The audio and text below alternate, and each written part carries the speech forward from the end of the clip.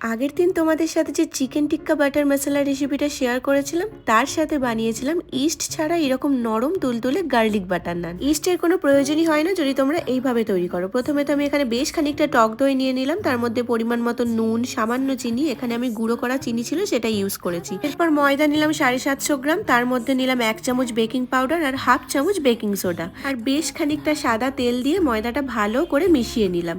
এরপর অল্প অল্প করে গরম জল দিয়ে একটা নরম ডো বানিয়ে নিলাম। তারপর উপর থেকে সাদা তেল মাখিয়ে রেখে 2 থেকে 2.5 ঘন্টা রেস্টে রাখলাম। অন্যদিকে বেশ খানিকটা ধনেপাতা নিয়ে সেটাকে ভালো করে একদম কুচি কুচি করে কেটে রেখে দিলাম। বাকি রসুন, কালো জিরে, চিলি ফ্লেক্সও রেডি করে নিলাম। 2.5 ঘন্টা পর হচ্ছে এটা ডোয়ের অবস্থা, দেখো কতটা নরম হয়েছে আর কতটা ফুলে উঠেছে। আরও একটু ভালো করে মেখে নিয়ে গোল গোল করে লেচি কেটে নিলাম। তারপর সেটাকে গোল গোল করে বেলে নিলাম। তোমরা চাইলে একটু লম্বা করেও বেলতে পারো। উপর থেকে কালো জিরে, রসুন, চিলি ফ্লেক্স আর ধনেপাতা ছড়িয়ে আর একটু চেপে চেপে বেলে নিয়ে ফ্রাইং প্যানে সামান্য জলের ছিটে দিয়ে নানটাকে দিয়ে দিলাম।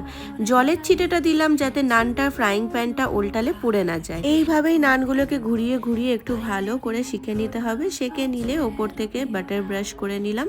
বাটারটা দেওয়ার পর এটা দেখতে কতটা সুন্দর লাগছে দেখো। এইভাবেই আমি এক এক করে সব কটা করে নিলাম। আর দেখছো এগুলো কত সুন্দর ফুলছে। পরিমাণ ঠিক রাখলে সব কটা নান এইভাবেই ফুলবে আর তুলতুলে নরম হবে। এটা খেতে যেমন টেস্টি হয় তেমন খুব তাড়াতাড়ি রেডিও হয়ে যায়।